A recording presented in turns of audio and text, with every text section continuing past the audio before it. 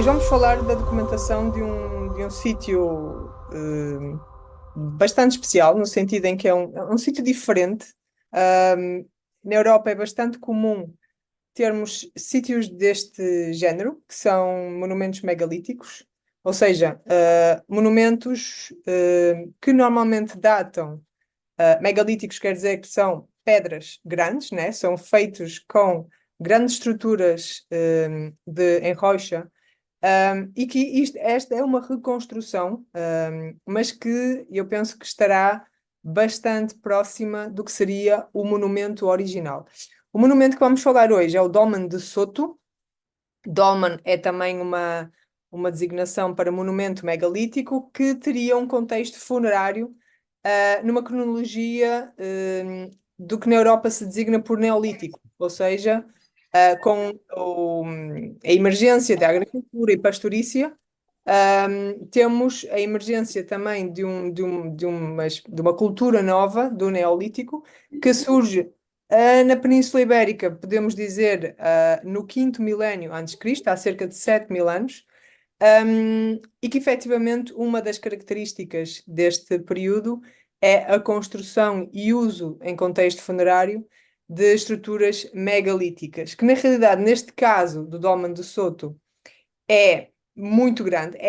Aliás, é o que se destaca em relação a este sítio, não só a riqueza da arte rupestre, mas o tamanho fora do normal, o facto de ser bastante grande toda esta construção. Este Dolmen de Soto encontra-se localizado numa pequena vila, o que no Brasil seria uma pequena cidade. Aqui é uma pequena vila chamada Trigueiros, que fica na na província de Huelva, na zona do sul de Espanha, na Andaluzia. E realmente é um sítio muito interessante, e eu vou explicar porquê. Em 2016 tivemos a oportunidade de fazer a documentação deste sítio a pedido das autoridades, da parte da cultura da própria Andaluzia, ou seja, foi um pedido institucional, porque este dolmen já era conhecido desde o início do século XX, pelo menos, mas realmente já tinha também muito fluxo de turismo, e foi tendo alguns trabalhos. Eu vou-vos pedir para desligarem os microfones, por favor. Obrigada. Este dolmen já era conhecido desde o início do século XX, e havia uma necessidade de se utilizar novas tecnologias. Pediram-nos para fazer uma monografia sobre o sítio, e efetivamente o sítio em si é bastante complexo, é muito grande, e em termos de arte rupestre era muito complexo, então merecia aqui uma abordagem diferente. Um, este tipo de construções, enfim, o desenvolvimento e a difusão deste tipo de arquitetura ainda não é muito claro. Sabemos que a partir do quinto e quarto milénio antes de Cristo, efetivamente este tipo de monumentos megalíticos tornaram-se dominantes um pouco por toda a Península Ibérica, e nós podemos ainda hoje encontrar milhares de sítios de dolmens, também chamamos estes sítios antas ou dolmens, ou monumento megalítico, de diferentes tamanhos. O Dolmen de Soto destaca-se na Europa, não só na Península Ibérica, mas na Europa, pelo tamanho enorme que apresenta. É muito grande. Houve efetivamente, em algum momento, uma reconstrução deste monumento depois de várias escavações, uma já há muito tempo, em que não terá, do ponto de vista científico, sabemos que não tão rigoroso como as escavações de hoje em dia, mas depois houve um grande investimento das próprias autoridades locais para a reconstrução deste edifício, enfim, desta estrutura. E hoje temos um sítio que está protegido, que está classificado, e que se apresenta também hoje como um sítio de grande, alvo de muitas visitas turísticas. Apesar de estar a 8 quilómetros da vila mais próxima, a Vila de Trigueiros, e Trigueiros realmente é um sítio muito pequenino. Mas houve aqui um investimento bastante grande, não só das autoridades locais, mas também espanholas, para se trabalhar a questão da divulgação e da preparação deste sítio para uma visita mais complexa. Ora bem, do ponto de vista científico, a proposta que nos fizeram foi.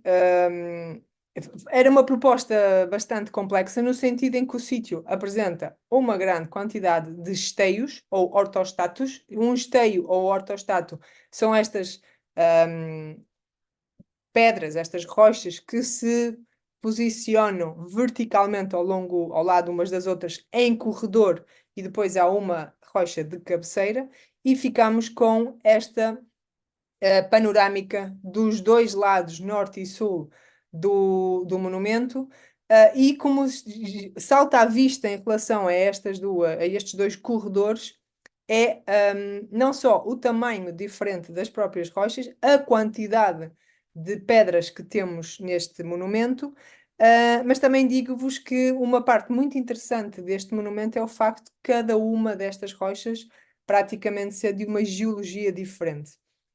Então, sabemos que, do ponto de vista científico, estas rochas, muitos destes recursos foram recolhidos em diferentes pontos do território para a construção deste monumento megalítico. O que por si só já é muito interessante, não fosse o facto de a maior parte destes esteios, de cada uma destas rochas que compõem os lados e a cabeceira e o teto do monumento, estarem gravadas ou pintadas. Então temos aqui a posição do corredor norte, a posição do corredor sul, e como veem nesta imagem, o esteio de cabeceira, que é um esteio que tem de altura, ou seja, uma rocha, a última rocha do fundo tem 3 metros de altura. E ainda temos uma cobertura também com diferentes rochas que junta os dois, que junta os dois corredores, e que é muito interessante porque também apresentam pinturas ou gravuras. Neste caso, no teto, apresenta mais gravuras. Então, o desafio era bastante grande, no sentido em que o local era um monumento de grandes dimensões, cada uma das rochas quase que corresponde a uma geologia diferente, temos uma quantidade enorme de esteios com gravuras e ou pinturas. Obviamente que é um sítio que está extremamente bem protegido, e do ponto de vista da documentação, nós não podemos tocar, toda a documentação teria que ser sem tocar nas próprias rochas, por uma questão de conservação, até porque muitas delas apresentam restos de pinturas. Claro, não teríamos muito tempo de trabalho em campo, porque a equipa teve que se deslocar de 2 países para aceder ao local. Quais eram os nossos objetivos enquanto equipa? Então, fazer um trabalho de um apanhado da história da investigação do Dolmen do Soto, né? Perceber qual era a história dos trabalhos que já tinham sido feitos no Dolmen do Soto, fazer uma documentação o mais completa possível de todos os esteios com gravuras e ou pinturas, fazer um 3D, uma reconstrução em 3 dimensões de todo o dolmen, que mais tarde pudesse ser utilizado para, por exemplo, uma visita virtual, que é uma possibilidade hoje em dia em relação ao turismo muito interessante. Incorporar a documentação dos esteios no 3D para a tal visita virtual, porque o edifício em si, ou seja, o monumento em si, é muito interessante, mas efetivamente o que aumenta ainda mais o interesse em relação a este sítio é a quantidade de arte rupestre que tem nos seus esteios. E pediram-nos também que, em relação às pinturas, que são poucas, são escassas e estão em mau estado de conservação, tentássemos perceber de que eram feitos os pigmentos das pinturas, e daí fazer também algum trabalho de arqueometria, de análises químicas aos pigmentos, claro, fazer uma análise tipológica e uma análise das características gerais da arte rupestre do Dolmen do Soto. E no final, o objetivo final seria compilar todo este trabalho numa monografia deste sítio, juntando todos estes trabalhos que fizéssemos em campo e depois também em laboratório. Este era o objetivo. A equipa, como eu disse, eram colegas de dois países, Portugal e Espanha.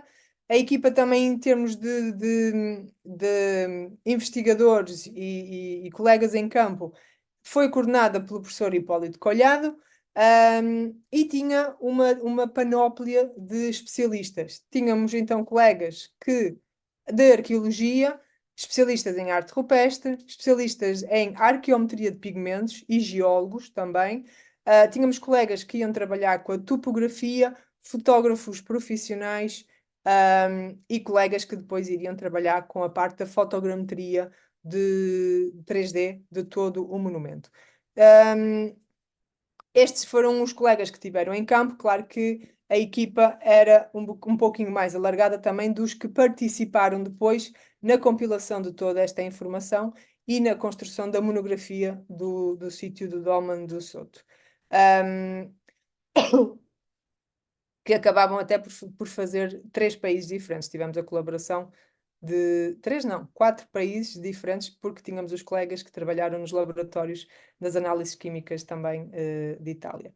Ou seja, uma equipa bastante diversificada, não só em termos de disciplinas que tratam, mas dos temas que também tratam da sua investigação e da sua vida profissional. O Domo do Soto em si é um sítio bastante complexo, e apresenta uma grande variedade de técnicas e tipologias de figuras. Das aulas que já tivemos, já conseguiram entender não só a diferença de técnicas diferentes que vamos tendo. André, queres dizer alguma coisa? Oi, me escuta, Sara? Não, na verdade, quando você coloca aí duas perguntas, eu acho que são importantes, assim. Eu não sei se eu perdi, porque seu áudio estava complicado no começo. Você já chegou a dizer a cronologia desse dom?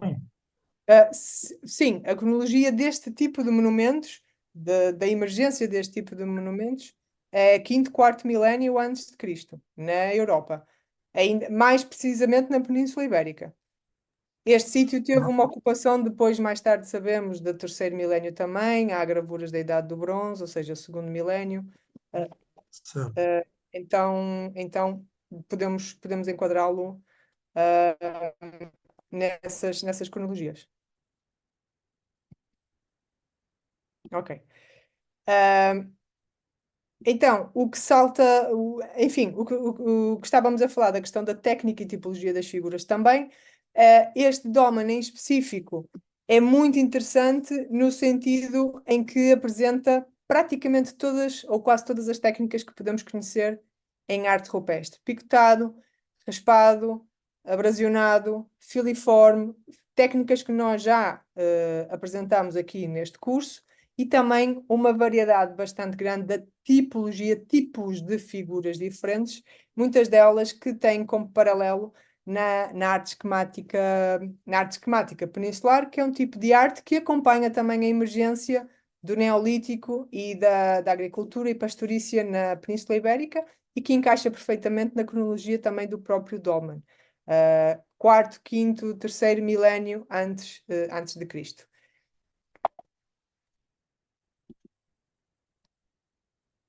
Ok, aqui a variedade tipológica de técnicas, como podem ver, é bastante grande, e mais do que grande, com bastante dificuldade de entender e de fazer um registro mais detalhado devido aos pormenores de cada esteio. Não só a geologia que era diferente, cada pedra era de uma geologia, era um suporte diferente, mas depois havia muitos pormenores de, por exemplo, terem abrasionado partes de alguns esteios e riscado dentro do abrasionado. Havia muitos picotados também espalhados em todos os esteios. Enfim, não só nas técnicas, como também na tipologia das gravuras, este dolmen apresenta uma grande diferença entre eles. Além das gravuras, alguns esteios também apresentavam pintura, restos de pintura, e neste caso, na parte da pintura, em extremamente mau estado de conservação. Era muito difícil perceber a parte dos esteios pintados. Temos um ou dois casos em que há gravuras que foram pintadas, o que é muito interessante. Mas aí adiciona mais uma camada de dificuldade para a questão da, da documentação do sítio. Então, em termos gerais, temos 31 ortostatos, ou seja, pedras decoradas do lado direito. Destes 31 rochas decoradas, de 31 rochas, temos 25 que estavam decoradas. No lado esquerdo, temos 32, em que 27 apresentavam alguma decoração, ou gravura ou pintura, como eu disse. Depois temos dois ortostatos decorados na cabeceira, ou seja, no fundo do dolmen temos duas rochas, incluindo a rocha de cabeceira com 3 metros de altura, que tinham decoração. E no teto, como podem ver aqui nesta imagem, todo o teto também tem ortostatos, também tem 3 decorados. E estas ombreiras ou pilares, como podem reparar aqui nesta foto no meio, há alguns ortostatos que estão a fazer de pilares em determinadas posições do dolmen. Também 3 deles apresentavam decoração em vários lados. Então, a metodologia aqui utilizada, partindo do princípio que não poderíamos tocar nas rochas por uma questão de conservação e porque também tínhamos muito resto de pintura, passou por combinar várias metodologias, que já vou fazer a listagem, mas na parte de documentação dos esteios, combinar várias fotografias gerais e de pormenor de cada esteio e a partir delas fazer o levantamento, ou seja, o decalque digital, através de um conjunto de processos que tinham que ter em conta a forma da rocha e os pormenores das figuras. É este processo que eu agora vou passar a descrever e tentar passar a mensagem. No geral, a metodologia é bastante simples, na realidade. Há muito mais trabalho e muito mais pormenor e atenção depois em laboratório, no computador, do que na questão da dificuldade em campo. Apenas algumas dicas, né, ou técnica aqui em relação ao facto de nós termos só basicamente um lado do ortostato que está virado para nós, que está decorado, né, tirando as rochas que estão no corredor a fazer de pilares, mas esse é outro caso. Neste caso, qual era a técnica utilizada? Manter a câmara fotográfica numa determinada posição em tripé, à frente de cada ortostato, não mexendo na câmara nem nas características da câmara, né? Posicionando e preparando a câmara fotográfica.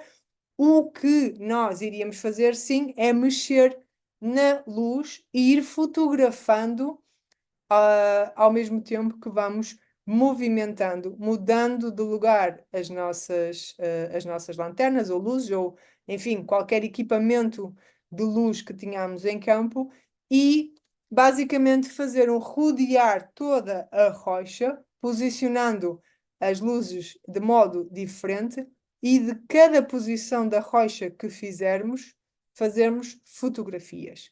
Porquê? Porque cada uma destas fotografias vai evidenciar, tendo em conta que é a gravura, vai evidenciar uma parte das gravuras que estão a ser ressaltadas pela luz.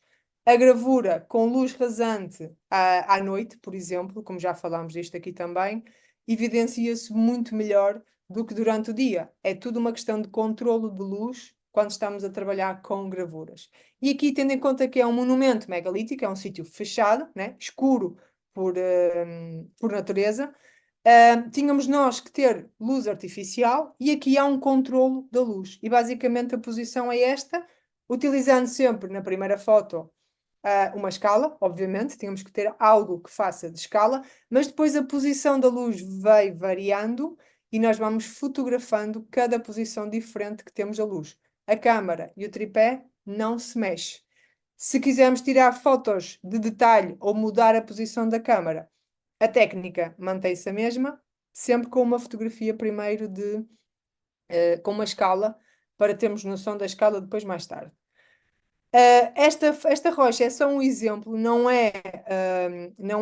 faz parte do dolmen, mas é só para vos evidenciar a importância da luz artificial para vermos gravuras à noite. Eu acho que vocês já noutra apresentação viram alguma coisa desta rocha em particular, é uma rocha do Vale do Ocreza, mas vou só evidenciar a diferença, que a luz artificial à noite faz ao incidir numa determinada posição da rocha, aquilo que vai influenciar aquilo que nós vamos conseguir ver.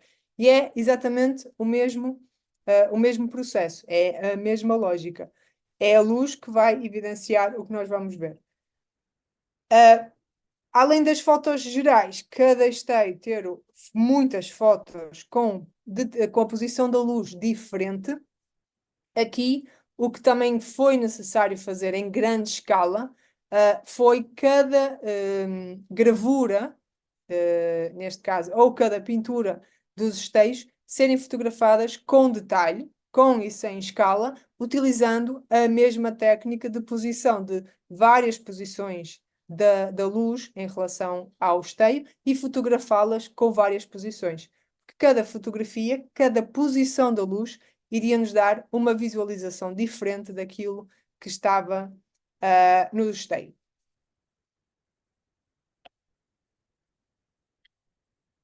Qual era o objetivo? O objetivo no final acaba por nós termos um conjunto de fotografias, não só do esteio, da forma do esteio em si, né? Se repararem, há aqui fotos que vocês não conseguem ver nada no esteio, mas depois há determinadas fotografias com determinada posição de luz e detalhes que nós vamos poder encaixar, e desde que tenhamos a relação de escala, isto é possível, vamos encaixar depois num software de edição de imagem, neste caso eu trabalho com o Photoshop.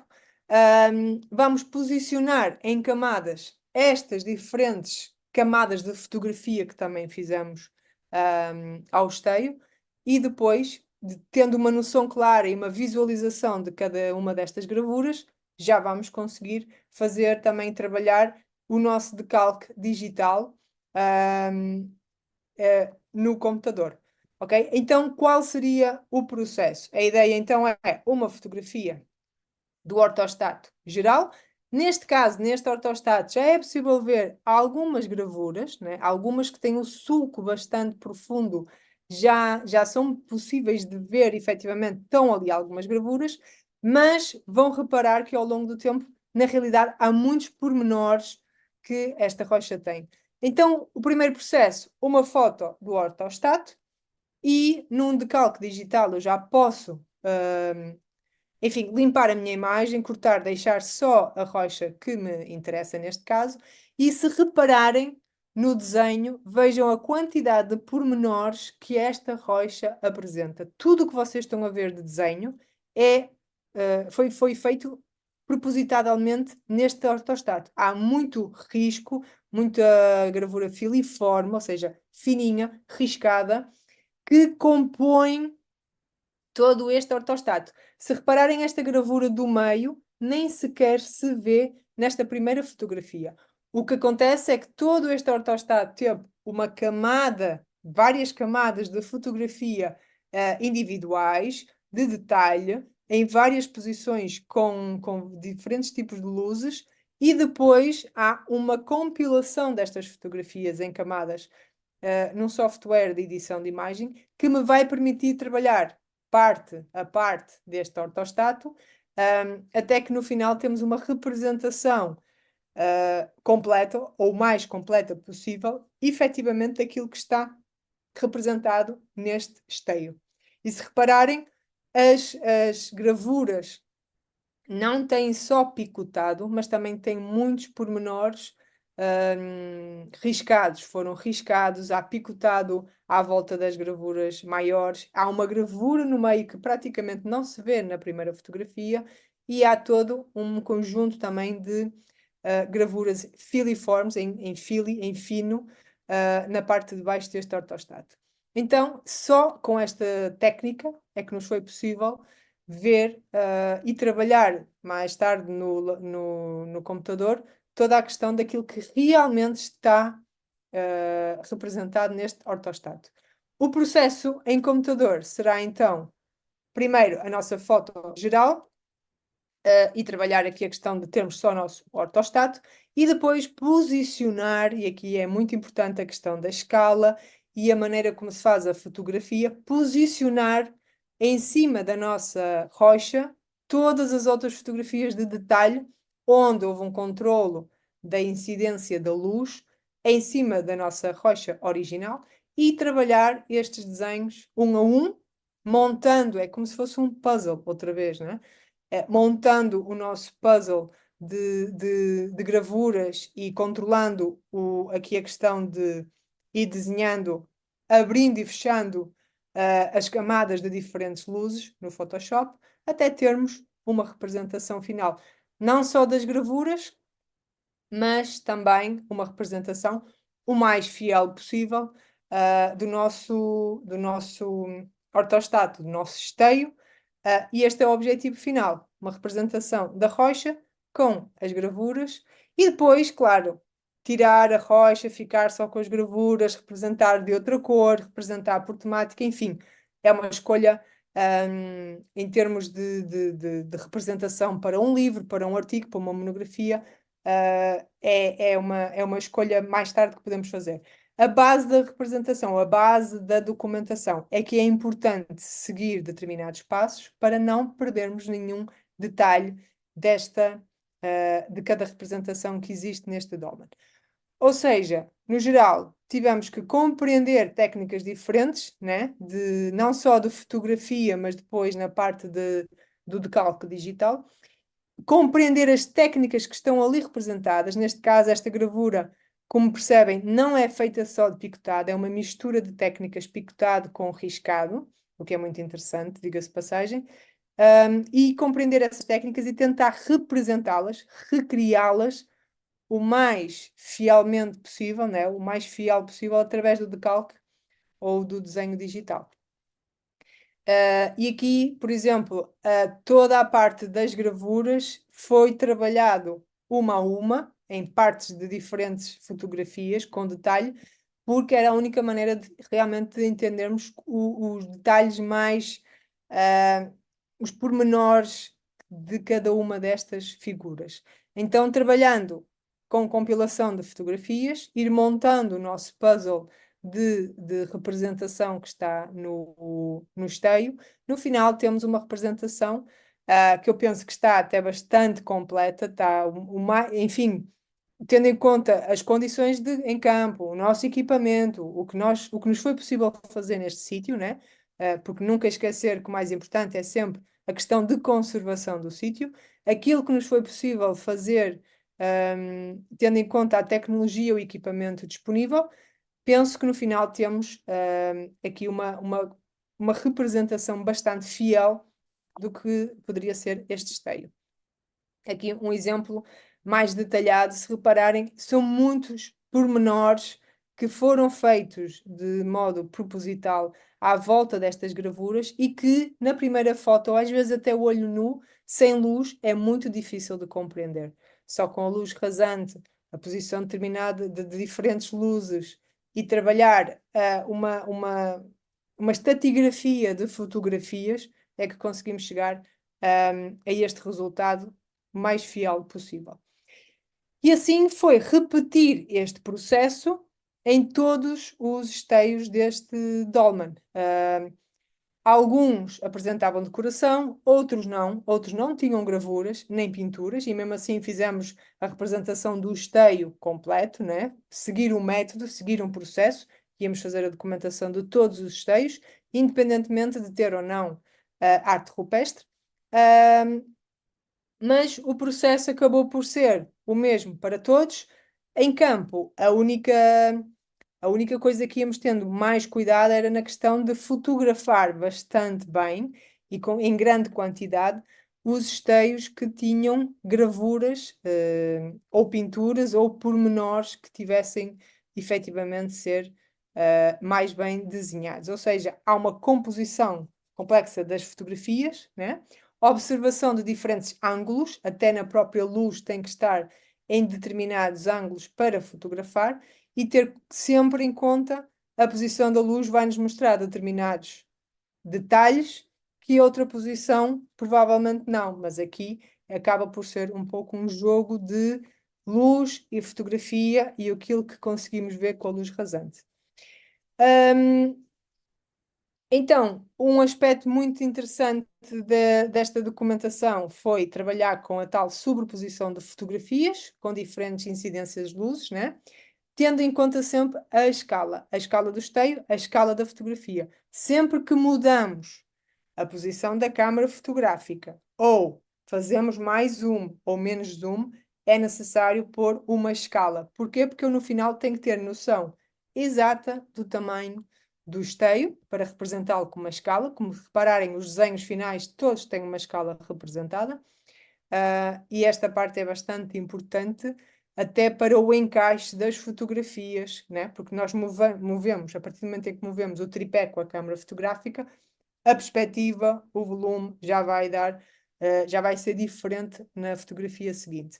Se repararem aqui nestas setas, é onde eu tenho a posição, uma sobreposição de fotografias, né? Nota-se porque a incidência de luz é diferente.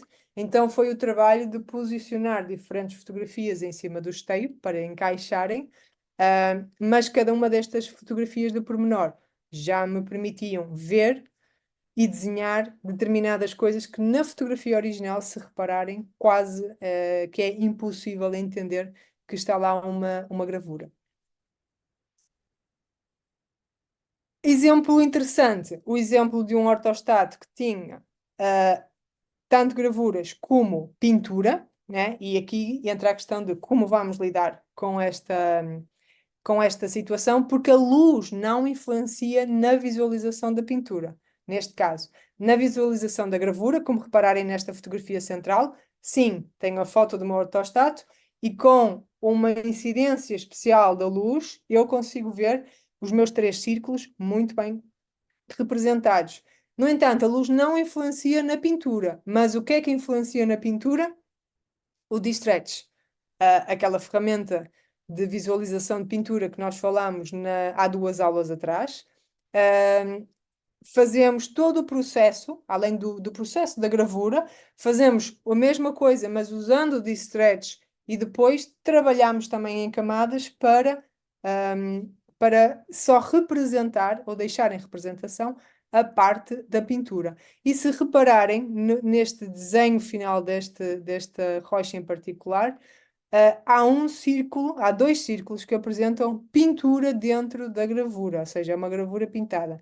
O mais engraçado é que depois, mais tarde, como tiramos amostras destes pigmentos, percebemos que a pintura vermelha do círculo da direita era efetivamente óxido de ferro, ou seja, era uma pintura original, enquanto que a pintura branca do círculo do centro era giz, ou seja, provavelmente alguém evidenciou em giz as gravuras para se verem melhor. É um ato que hoje em dia sabemos que não devemos fazer, mas alguém que o fez anteriormente, ou até há anos antes, ficaram restos de giz na gravura enfim, conseguimos nas análises de pigmentos perceber que alguém tinha evidenciado aquelas gravuras com pintura branca, e que não seria a pintura original. Seguindo para outro exemplo, aqui também outro ortostato que apresenta tanto gravura como pintura. Aqui neste caso não há sobreposição da pintura em cima da gravura ou vice-versa. E aqui a parte da metodologia incidiu exatamente na mesma metodologia. A metodologia da incidência de diferentes tipos de luzes para evidenciarmos as gravuras e depois um trabalho com o D-Stretch para evidenciarmos e conseguirmos representar a pintura. Neste caso, temos um restinho de pintura no topo deste ortostato, deve ter sido anteriormente uma figura antropomórfica, ou seja, a figura humana. Do ponto de vista esquemático, é uma figura bastante comum, quase que não dá para entender a forma desta pintura porque está em muito mau estado de conservação, mas evidenciamos ainda que haveria ali pinturas.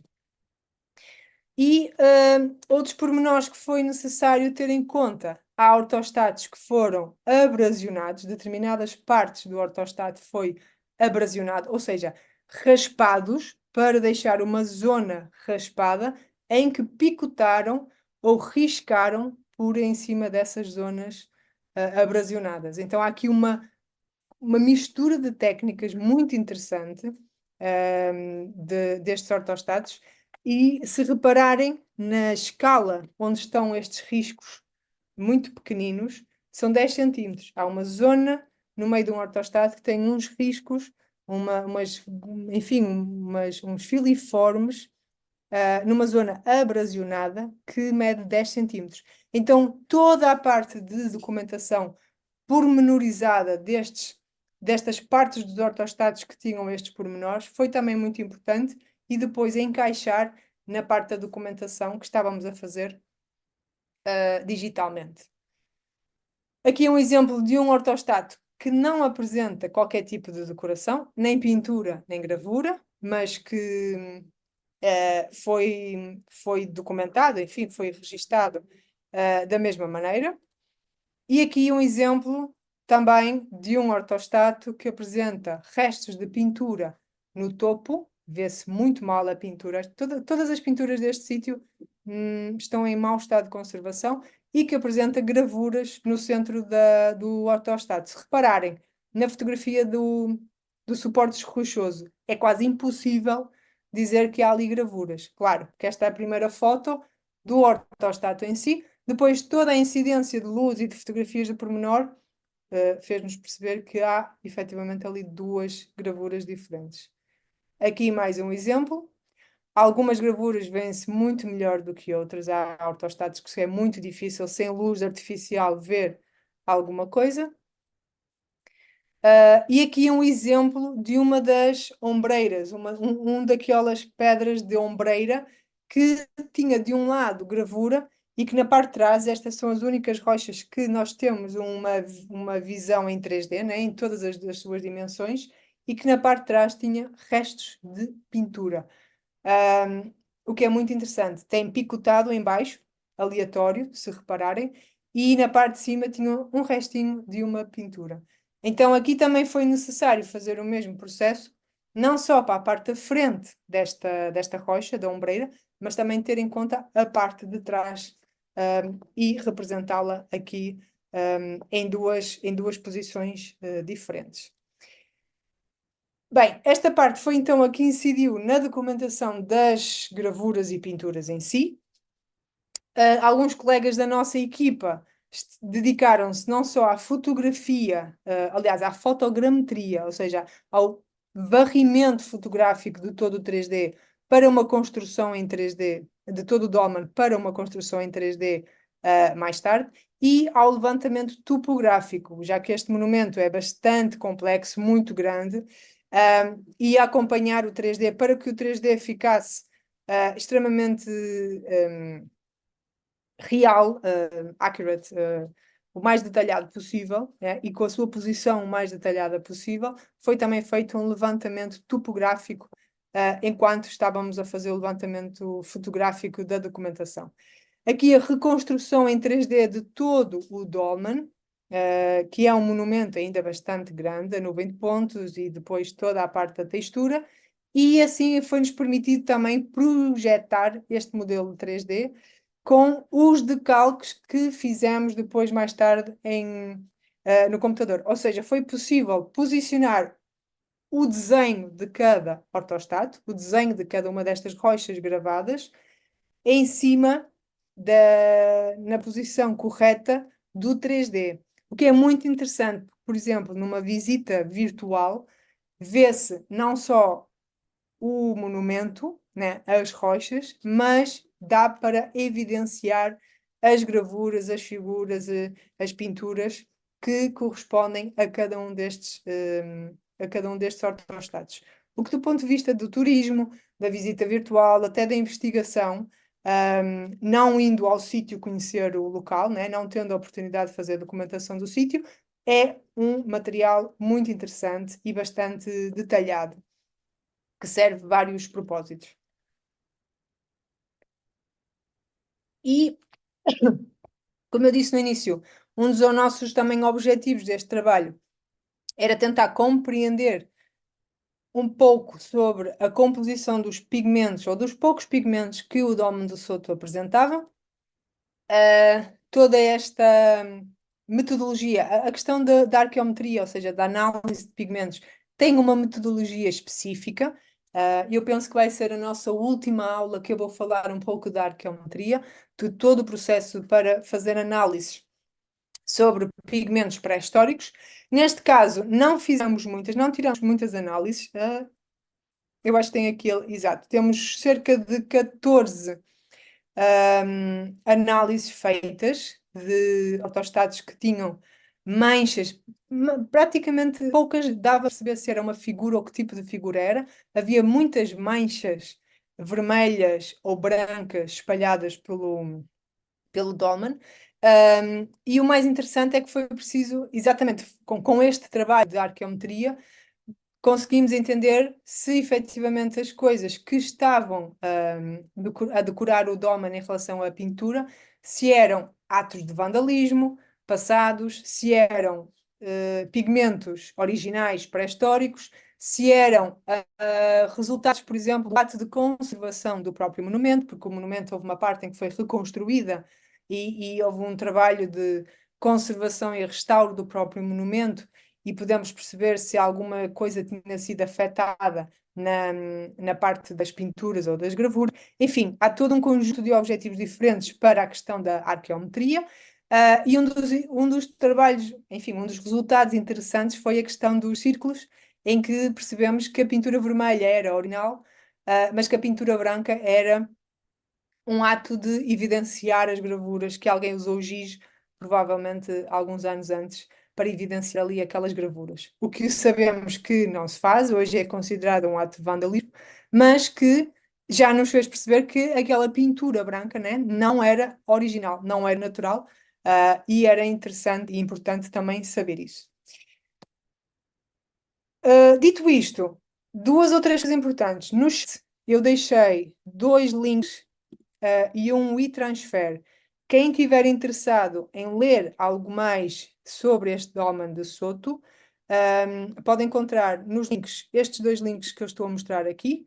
Nós fizemos uma pequena reportagem para o Bradshaw Foundation, aquele site que eu refiro bastante, que é uma base de dados enorme sobre sítios de arte rupestre no mundo.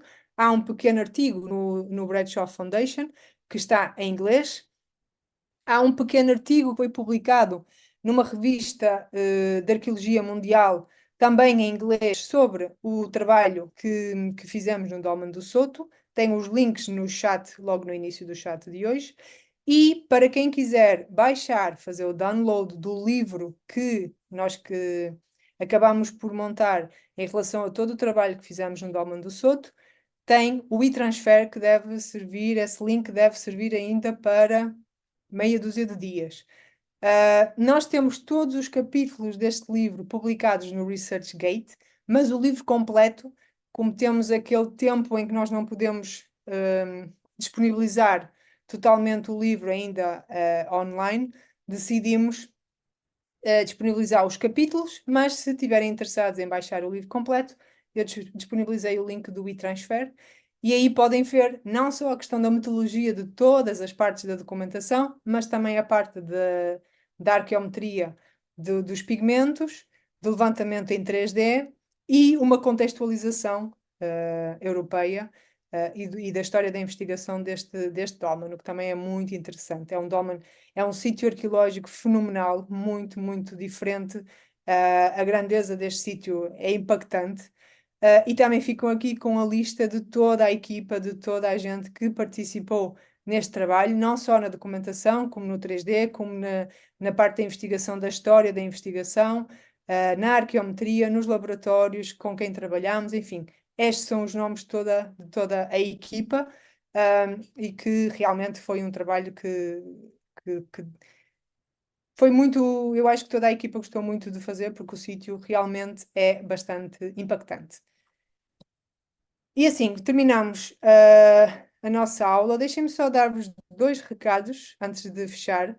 Um, Este é um curso que eu fiz há uns tempo atrás e que vai voltar a haver algumas edições de catalogar, organizar e classificar fotografias dirigidas especialmente para arqueologia e património. É um curso que eu fiz e que uso estes recursos que aprendi neste curso hoje em dia para organizar todas as coleções de fotografia de arte rupestre que eu tenho.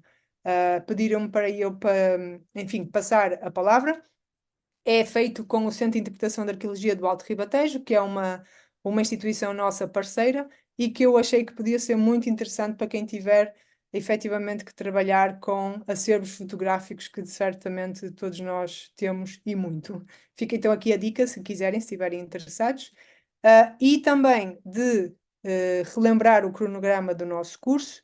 A nossa próxima aula é dia 26 de agosto, mas faço já aqui uma pequena adenda, que é a nossa aula que estava marcada para o dia 11 de setembro, eu vou passá-la para o dia 10, um dia antes. Eu peço desculpa pela mudança, mas é que no dia 11 temos a avaliação do nosso centro de investigação, e realmente é impossível estar disponível nesse dia. Peço imensa desculpa, é por uma avaliação muito importante, mas no dia 10 de setembro, um dia antes do que estávamos à espera, a nossa aula vai acontecer no mesmo horário, no mesmo sítio. E penso que hoje é tudo. Quem tiver questões, força. Sara, eu fiquei bastante intrigado, né? Porque nos dólmenes é uma coisa que me chama muita atenção. Esse material foi todo escavado já. Ele Este, foi visitado ou não? Ou seja, as escavações são só as do começo, as do meados do século XX e não foi as esca- refeito. não, eu penso que não, há escavações, mentira, há escavações até de outras equipas. Eu penso que na entrada do dolmen e na altura do restauro da forma do dolmen, eu penso que houve mais escavações para tentar contextualizar um pouco a área do dolmen. Dentro, realmente é daquelas histórias de início do século XX. Descobriram o dolmen por acaso, porque puseram uma bomba para abrir o terreno para construir a casa do guarda da quinta, né? Da fazenda, onde era para construir a casa do guarda da fazenda. Essa bomba literalmente fez um buraco na parte de cima do domen, à beira do Por isso que cheio. não tem teto. Por isso Exatamente. que não tem as placas do teto. Exatamente, ali foi onde a bomba explodiu. O mais engraçado é que viram que abriram um domen, mas puseram a casa do guarda ao lado. Continuaram a pôr a casa do guarda ao lado, até há fotos antigas que ainda se vê. Encontraram muitos depósitos funerários, muitos. Não se sabe, para o que eu sei até hoje, não se sabe onde está esse material. Estamos a falar de escavações do Hugo Obermeier, ou seja, final do século XIX, início do século XX. Ahm, mas interessante, há algumas coisas escritas em que, por exemplo, à frente de um esteio onde está representado uma figura humana grande e uma pequenina, estaria aí depositada uma mulher com uma criança. Então, há assim coisas, há assim algumas informações muito interessantes que relacionariam a arte rupestre com os depósitos funerários. Mas não se sabe muito, porque o material perdeu-se, alguns nas instituições, não sei onde é que foi depositado. O que se sabe da história está no livro, fez-se um pouco a história da investigação também. Um, e, e acho que também com este trabalho conseguimos evidenciar muito mais arte do que aquilo que se conhecia no Dolmen. Acima de tudo, conseguimos sacar algumas cronologias em relação às gravuras. Há muitas armas, há representações de armas da Idade do Bronze. É um sítio muito interessante. E o tamanho dele é fenomenal, é uma coisa espetacular. É muito grande o sítio. Quanto tem, né, qual é o comprimento dele entre a boca ali, a porta, até a parte do mais alta do que foi derrubado, digamos assim. Eu não te posso precisar, mas sei que 32 esteios, alguns deles têm mais, os últimos têm mais de 1 metro, eu diria, não vou jurar, mas põe 60 metros, talvez. Não, juro, mas se não é, é quase. É bastante comprido. As primeiras esteios, eu tenho 1,80 m, quer dizer que eu entro um pouco abaixada, os primeiros têm 1,60 m e vão crescendo de tamanho até ao esteio de cabeceira, tem 3 metros de altura. Então é um edifício espetacular. Ahm, e toda esta quantidade de gravuras também é impressionante. Certo. Bom, eu sempre acabo tomando a dianteira nas perguntas, mas eu sempre acho importante que outras pessoas participem, né? Porque, enfim, o curso é para isso, né? É para que todos possam participar. Eu sou curioso por natureza e eu acabo tomando a dianteira, né? Ahn, mas é porque, na verdade, os homens sempre chamam a atenção, né? Pensar essa estrutura toda para enterrar uma pessoa, ou uma família, ou, enfim, uma linhagem, ou um clã, sempre dá para pensar o tipo de energia investida, a quantidade de energia investida, que tipo de crença leva as pessoas, porque eu sempre, na mesma coisa que a aula passada, que eu coloco, né? A ideia para mim de pirâmides, sejam de pedra, sejam escalonadas, sejam de terra, né? Aqui no Rio Grande do Sul nós temos os cerritos, né? Os mounds, né? Que também se encontram no Mississippi, mounds de terra, muito parecido com esse dolmen, só que não tem pedra, né? Como não tem pedra, então as pessoas não utilizavam pedra. Mas sempre é o mesmo pensamento, né? Um pensamento recorrente de elevação, de alguma coisa nesse sentido. E eu fico pensando, a gente, no Brasil, pelo menos, né, a gente tem um hábito de tratar essas sociedades como as sociedades primitivas, né? Mas imagina o tempo investido para fazer uma estrutura dessas, né? A complexidade de uma sociedade para levar a cabo. E quanto tempo levaria isso, né? Eu sei que tem alguns trabalhos de experimental nesse sentido, mas não é muito pouco tempo, né, que se levaria para construir uma estrutura dessas, né? Ainda mais se você está falando que elas vêm de diversos lugares que não são Sim. somente pedras locais, né? Eu penso que está referido no livro, se não havia, nós tivemos acesso a ler um relatório geológico da altura, em que alguns dos esteios teriam vindo de tão longe quanto 30 km. Pois, Porque pois é, imagina toda a geologia que possas imaginar. Há uma pedra de cada coisa. É impressionante. pois. Enfim, não haveria essa disponibilidade geológica toda ali à volta. E quando chegas o mais perto possível, estás a 30 km do Dómen, o que é muito interessante. Efetivamente, o tempo e esforço e o investimento enquanto comunidade teria sido enorme. Este já se Alguma destaca, ori- é um tamanho inacreditável. Desculpa, alguma orientação solar na abertura nesse corredor do dolmen? Sim. Existe alguma orientação solar entre o dolmen, Nascente, né? A boca dele está virada para o nascente. o que é bastante recorrente neste tipo de estrutura a nível europeu. E alguma data específica ele, a luz chega no fundo ou não? Há a brincadeira, sim, há a brincadeira dos solstícios e dos equinócios. Aliás, eles até hoje fazem visitas especiais nos equinócios e nos solstícios, porque há um dia em que a luz vai bater na laje de Lá no cabeceira. fundo. Exatamente. Há ali Certo. datas especiais que já teriam, imagino eu que teriam sido tido em conta já na pré-história em relação a este monumento, pois. Fantástico, fantástico. Porque a gente está falando de período, bom, se está falando do quarto milênio antes de Cristo, a gente está falando isso concomitante às pirâmides, né? Então é realmente Mais, mais mais 2.000 anos antes das pirâmides, né? sim, sim, mais antigo. 2.000 anos antes das pirâmides, quer dizer, a gente já pode, né? realmente fazer algumas especulações interessantes. Eu não sei se mais alguém tem alguma pergunta, mais algum questionamento para a Sara, Cristiano? Boa tarde, tudo bem?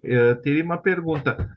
Sabe se ou não se esse domo ele foi soterrado deliberadamente ou foi com o passar do tempo? Tem como saber essa informação ou não?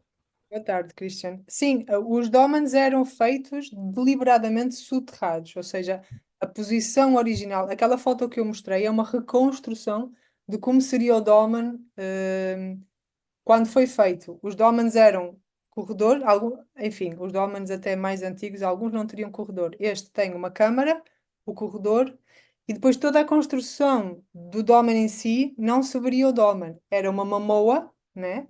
Pedra, pau, terra coberta, faz-se a forma de uma mama, de uma mamoa, e o que se veria seria a entrada da ponta do corredor. Então seria um sítio fechado, seria um sítio especial. Não, nem toda a gente entraria no local, era para depositar mortos. Mas essa era a forma original de um dolmen. Quando vemos um dolmen, os corredores, a tampa, só essa estrutura, quer dizer que falta muitas partes ali. Faltam. Ok, obrigado. Obrigada, eu. E Bom, bem, mais alguma pergunta? só lembrando que Depois, deixei oi. links do e-transfer aqui. Vocês têm que carregar antes da aula acabar, ok? Deixei no chat o e-transfer para baixarem o livro. Open link. Aqui, open. Certo. Sara, eu também, agora, outros assuntos aleatórios, eu te mandei um WhatsApp, porque eu preciso de alguns dados teus para fazer a compra da passagem, né? E aí, então, não sei se tu tem CPF ou CNPJ, que eu sei que tem CPF, que é o cadastro de pessoa física no Brasil. Tu não tem, então é o número do passaporte. Ok, Tranquilo. certo, O certo. número do teu passaporte atualizado. Tá bem. Eu mando a Né? imagem. É que o Osterbeck, não sei por que cargas d'água ele tem CPF. Starbeck é um. Sara, posso fazer uma pergunta? Força, força. Boa tarde, Patrícia. Olá, boa tarde.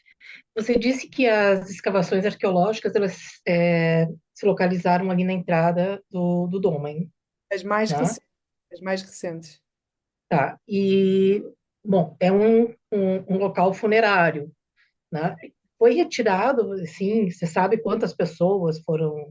é, Ali na entrada eu não sei se encontraram esqueletos das pessoas. O que nós sabemos é, quando encontraram o Doman, houve uma, enfim, chamam escavação, houve uma pilhagem, houve uma retirada de material, né? Mas início do século XX era a metodologia recorrente. Houve uma retirada de material uhum, com algum registro desse material, mas sabemos que esqueletos, cerâmica, líticos, materiais bastante bons.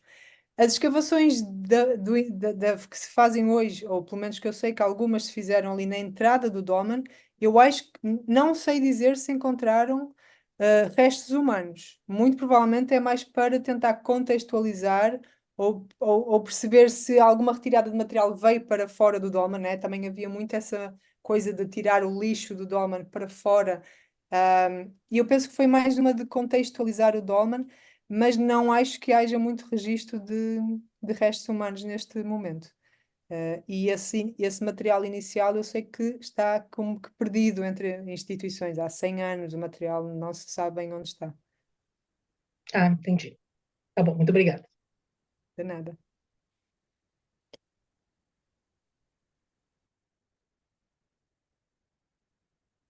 Mas, Patrícia, no livro tem a história da investigação, provavelmente vai ter mais alguns pormenores que Eu podem já ser. estou baixando o livro, já já estou baixando e já vou ler, já vou. Obrigada. Obrigada a você pela aula também. Bom, pessoas, está aberto para perguntas. Se não, a gente encerra por aqui. Sara, novamente, muito obrigado. Vamos alinhavar, então, a sua vinda, né, para novembro, lembrando as pessoas que nós vamos ter um evento, então, em Campo Grande, quando a Sara vier para o Brasil, um evento de arte rupestre, com visita a campo, né, sem escavações, mas com visita a campo, para a gente começar a discutir um pouco mais de arte rupestre brasileira em loco, né, ver os potenciais que a gente tem aqui e como a gente pode tratar esse material da melhor forma possível, enfim, e obtendo maior quantidade de resultados, né? Oi, Não sei se mais alguém tem alguma pergunta. oi, boa tarde. Eu queria fazer uma pergunta. Ô, Sara, aqui no Brasil, a gente tem uma grande dificuldade com o IFAM, né, na identificação de um sítio, né, para poder preservar também. Como é em Portugal, quando você encontra um sítio arqueológico, um possível sítio, quais são os passos que vocês fazem para que os órgãos competentes façam sua parte, né? Bem, aqui, primeiro, para fazer ou prospecção ou trabalho arqueológico, precisamos de uma autorização prévia, nem que seja só prospectar, encontrar, vamos procurar sítios arqueológicos. Encontrando o sítio, há um registro inicial no que chamamos na Direção-Geral de Património e Cultura, ou seja, o órgão governamental. Há uma base de dados, acesso a arqueólogos, há um pedido de autorizações e há um registro desse sítio automaticamente na base de dados nacional. Uhum, E a partir daí, enfim, ou podemos trabalhar, dependendo, claro, do sítio, do tamanho, de como é que pode ser classificado, ou se merece uma classificação ou não, municipal ou nacional, mas aí também podemos trabalhar muito com as autoridades locais. O município local, se uhum, interessa pela sua conservação, pelo seu trabalho, ou pela investigação, pode haver trabalho mais rapidamente contextualizado até um nível local. Mas um primeiro registro é obrigatório. Encontrando o sítio, há um registro desse sítio e depois há um contacto logo também direto com os colegas enfim, do nosso IFAM, né, da mesma instituição da DGPC, para avaliar a potencialidade do sítio, o que é o sítio, se merece uhum, uma conservação mais expansiva ou não. Mas do que eu vou trabalhando cá e vendo também os meus colegas e a equipa que trabalhamos, normalmente estes são os procedimentos. uhum. Porque aqui nós temos, por exemplo, tem sítios aqui que às vezes eu trabalho como guia há 20 anos, né? Então, um guia anda muito, né, por ambientes, né? Então, eu encontro coisas e venho sempre informando o IFAM, né? Sempre vou lá, pego localização, coordenada, envio foto, né? Mas existe sempre uma morosidade, né, em querer fazer as coisas, às vezes. Uma porque eu não sou um arqueólogo, nunca me apresentei como arqueólogo, né? Estudo arqueologia, estudo disciplinas, já tive em Portugal estudando o mestrado, né? Meus avós são de Trás-os-Montes, né? Então eu tenho essa nacionalidade portuguesa. E tive em Porto, né? Então eu conheci um pouco a arqueologia, né? Tive um contato. E aqui, sempre que eu identifico alguma coisa, tem essa problemática aqui, né? E eu acabo encaminhando, às vezes, para o Ministério Público, né? Para fazer as coisas, às vezes, funcionar, né?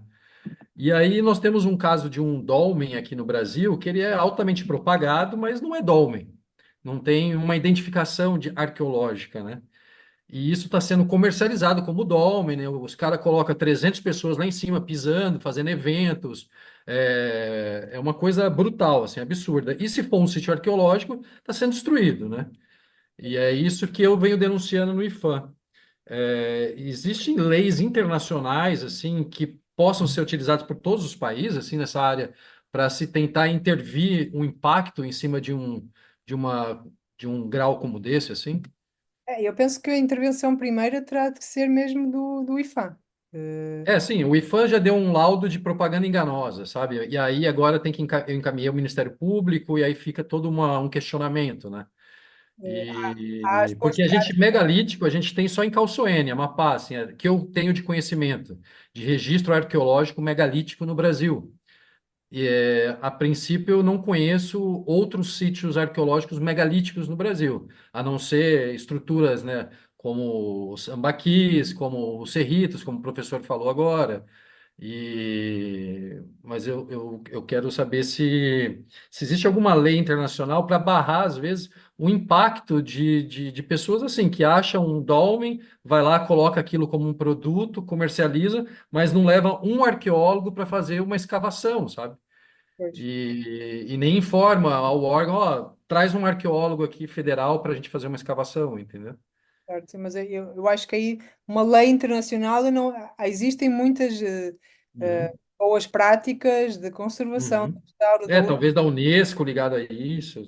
são boas práticas, não é uma lei. Uhum. Sim, Eu acho sim. que aí a luta talvez será efetivamente tentar conectar com as autoridades locais para uma avaliação do sítio, para uma tentativa de processo de conservação do sítio.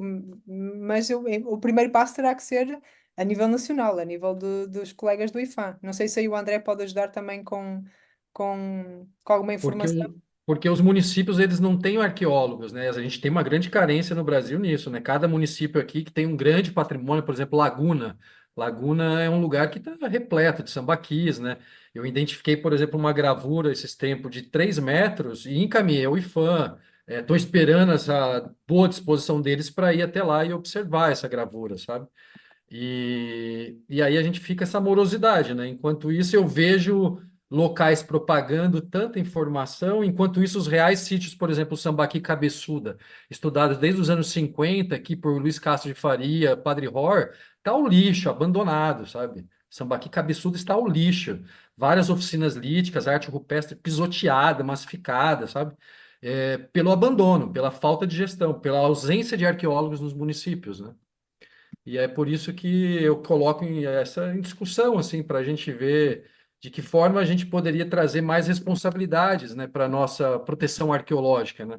Que às vezes fica muito só naquilo que dá visibilidade, né? A Ilha do Campeche, Costão do Santinho, agora Calçoene Amapá, Serra da Capivara, sabe? E aí, tipo, o resto está sendo destruído, assim, impactado, né? Então, por isso, desculpa aí um pouco do desabafo aí. Porque, por exemplo, quando eu encontrei uma rocha de 4 metros e 4 furos, eu chamo ela de Pedra dos Quatro Furos, levei geólogo da UFSC, que eu encaminhei para o IFAM, que demorou 2 anos para me acompanhar, sabe? E não cessei as minhas investigações, entendeu? E nisso já tem gente querendo colocar aquilo como dolmen, já tem gente querendo impactar em cima, sabe?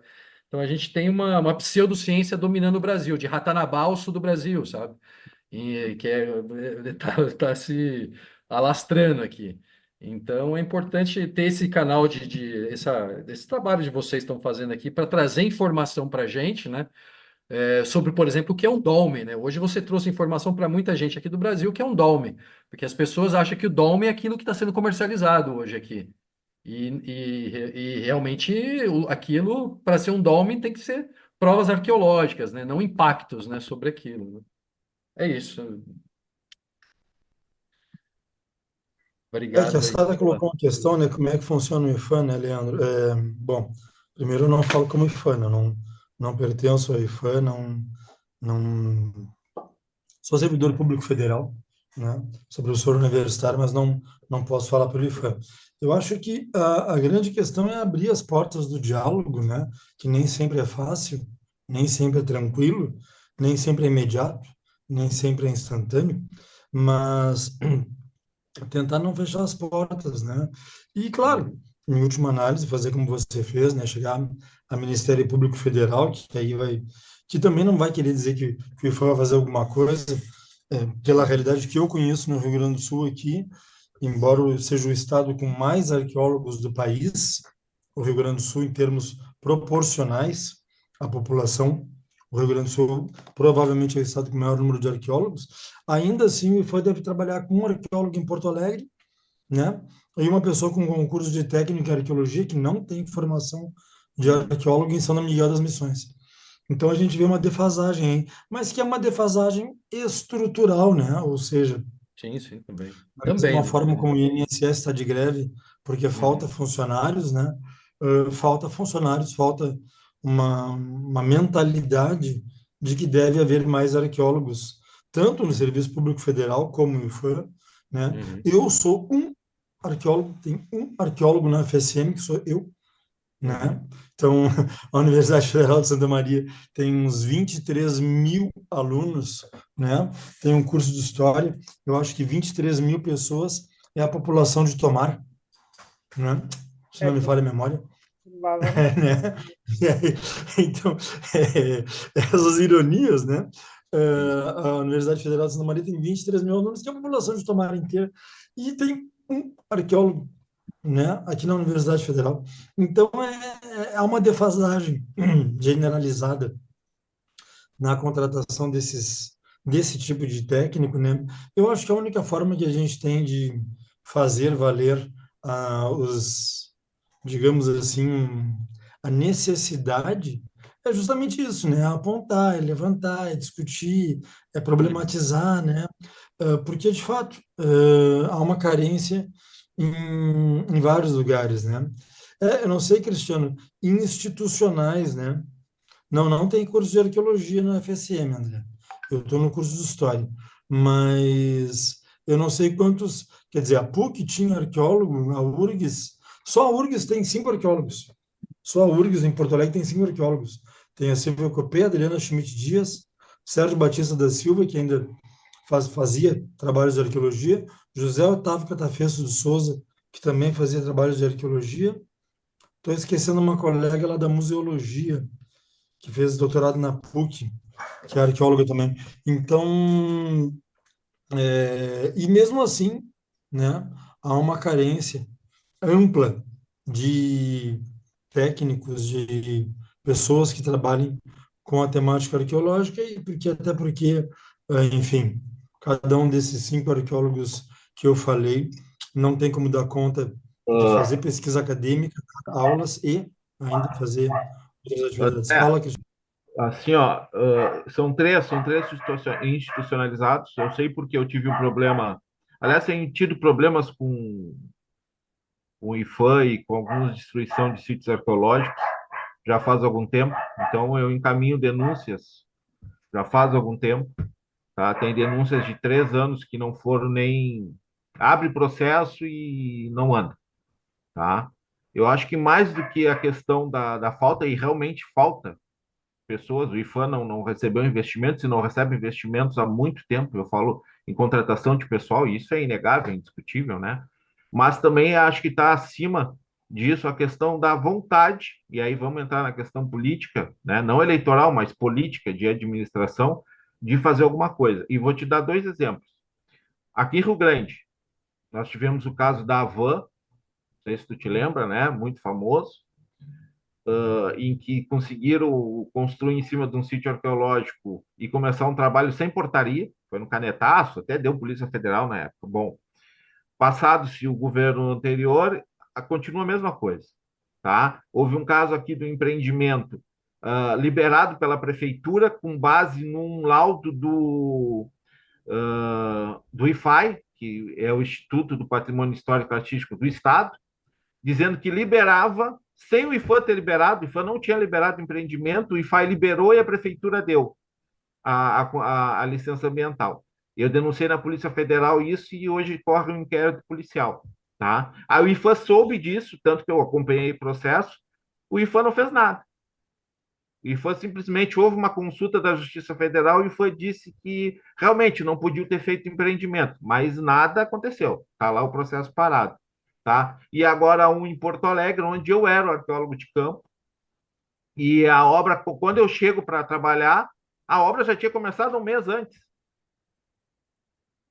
sabe?